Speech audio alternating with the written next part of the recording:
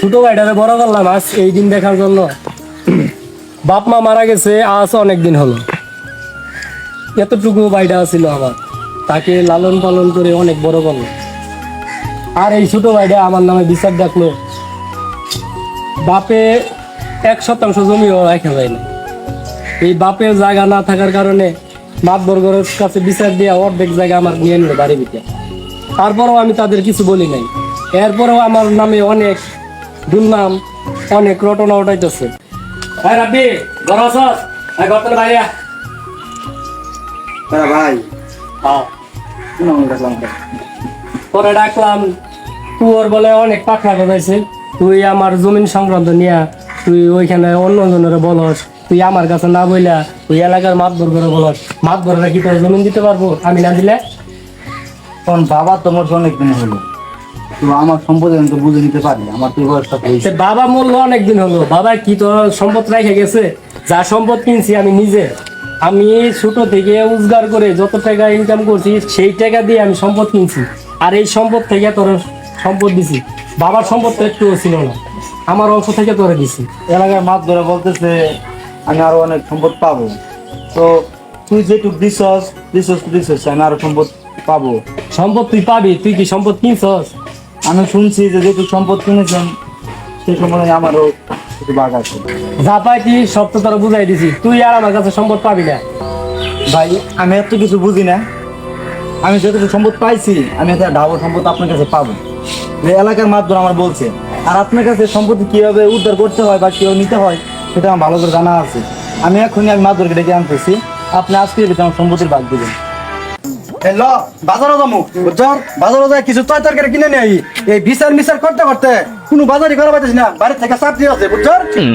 বাজার করুন না আর শুনই যে নয় বিচার করা যায় আগে আগে গলা বাড়াই দেশ কিনলে কে মাছ ধরামি না তুই আমি যদি মাছ ধরাই তাহলে তুই কত কাজ কিনলে কে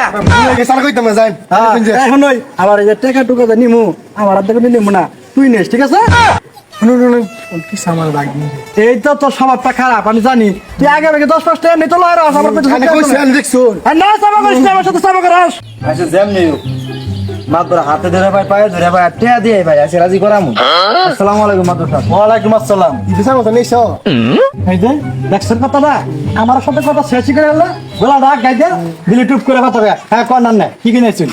আমি কই গেতাছুন? গেতাছি আডো আড়ু যাবেন না বাজার যাবেন? ওই যে কি কথা শুনছ কথা 8-12 টাকা কি কথা আপনি কি লেগেছেন এটা কোন? আমার বড় ভাইয়ের অত্যাচার ঠাকুর হইতেছি না। হ্যাঁ তোর স্বভাব এটাই বুঝছি, তোর স্বভাব যেহেতু স্বভাব। হ্যাঁ কি হয়েছে কোন? কি আর কম মাঝখানে খালি ব্যাগের গোড়া আপনার সাথে না না সমস্যা না, আমি কোন শুনুন, হ্যাঁ বড় ভাইয়ের কাছে সম্পত্তি পামু, সুন্দর কথা কোন তোরা আননি তো আমার কইছিলেন। হ্যাঁ ওই যে আপনি বড় ভাই হ্যাঁ মানে সম্পত্তি দিবা চাই না বুঝছো? দিবস আমরা গাজরের সম্পত্তি নিব, দিবস তো গেলে আপনার সম্পত্তি ওটা আনের ভিতরে কারা দিব?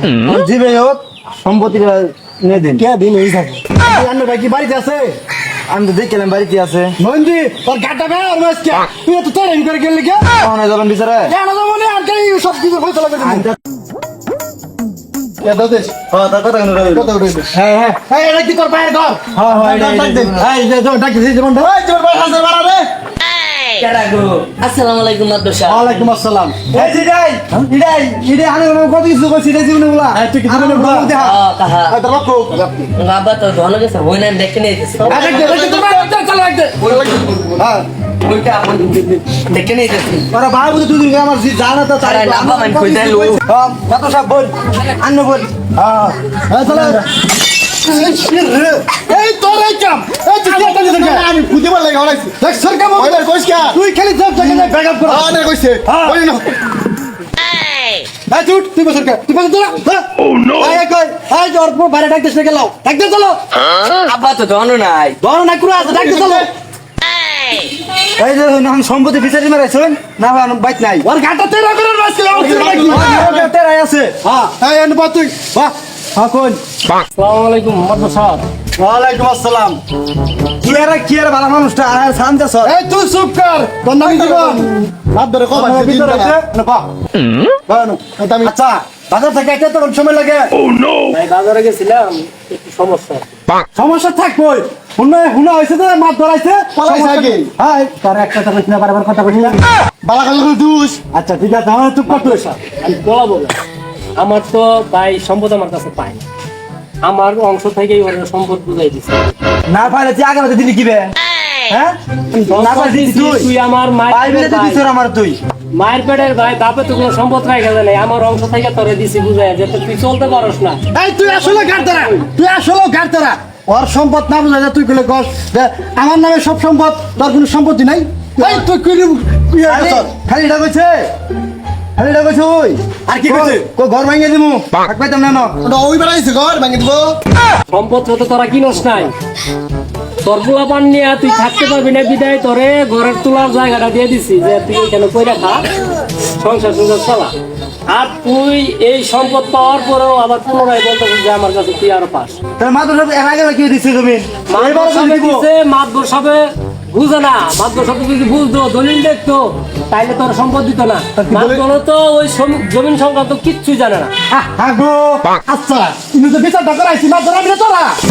মাতবর আপনি এই গলাটা বাড়াই যা তোরা তুই দিলে টাকা করতেছ মাছ ধরে কি দাম দিতেছ এই তোর মাতবরটা কে নিয়ে আবার কইছে কারা হুন সরকার এরকম মাতবর তুই কে লাগে আবার বাড়িতে নিয়ে আইছ হুন সরকার তোর সুদ্ধা পিডে মাতবর সুদ্ধা খাতাই দিমু এই মাতবর মতো বাবলা জানাম না আমার বাড়ি আমি সম্পদ বুঝাই দিই আদায় নেই না। এখান থেকে মাতবর আমার এগুলো মানে না আমি এটা লাগে না তোর লাগে মানে না আচ্ছা ই কেমনে বাড়াই দিতে দেখুনি নবী বাপ মা মারা গেছে অনেক ছোট রেখে তোরে কুলো পিঠে করে বড় করেছি আমার জায়গা থেকে অর্ধেক অংশ তোরে দিয়ে দিচ্ছে তারপরেও তুই বিচার দেখো মাত ধরে কি করবো আমার সম্পদ যদি আমি তোরে দেই তাহলে কি মাত ধরার কোনো প্রয়োজন আছে ছোট ভাই বাইরে দিব না দিব কারো দুই ভাই যাতে মিলেমিশে থাকতে পারি সবসময় আমি এই কামনা করি আর তুই ভাই এরকম আর করিস না। যা করছে আমার ভুল হয়েছে মাফ করে দিই আর সত্যি কথা হয়েছে ভাই বড় ধন রক্তের বাদন যদিও চিহ্ন হয় হাত পাট লোকের কারণে তো ভাই আয় আমরা ভাই, আয়, বুকে মুখ মিলাই